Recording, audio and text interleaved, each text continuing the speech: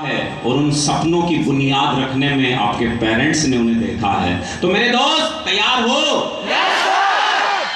तैयारी ये है, एक बार और हाउ द जोश।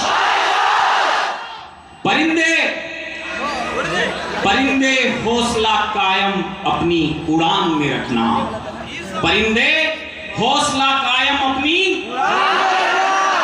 हर एक नजर तुझी पर है, ये ध्यान में रखना। याद है ना, आप जब एग्जाम देते हैं, रिजल्ट आता है तो अपने पेरेंट्स से पहले रिश्तेदारों का फोन आता है, बेटे का क्या हुआ, याद है या नहीं है?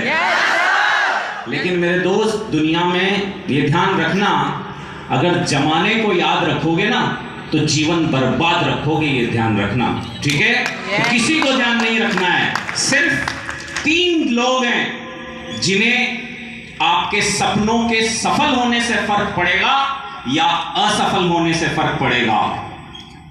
सबसे पहले आएगी आपकी मां, फिर आएगा आपका पिता और तीसरे तुम स्वयं। याद है?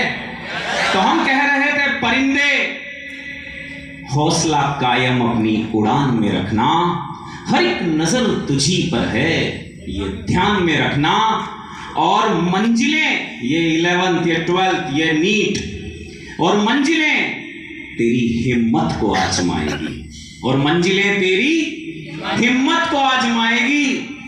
लेकिन अपने परों में जान और नजर आसमान पे रखना।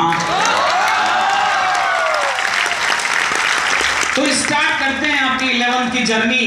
जब हम 10th से 11th में आते हैं तो एक बहुत बड़ा गेप होता है, बहुत बड़ा गेप। जिस तरह मेरे दोस्त, एक नर्सरी का छोटा सा नन्हा सा पौधा होता है, उसे ABCD सिखाया जाता है, उसे क ख ग सिखाया जाता है, उसे क ख ग सिखाया जाता है, उसे 1 2 3 सिखाया जाता है। जब हम 10th से 11th में आते हैं, पूरे एजुकेशन के दौर में, पूरी कंप्लीट एजुकेशन के दौर में, क्योंकि मेरी एजुकेशन लगभग कंप्लीट है, 12th BSc MSc MPhil PhD।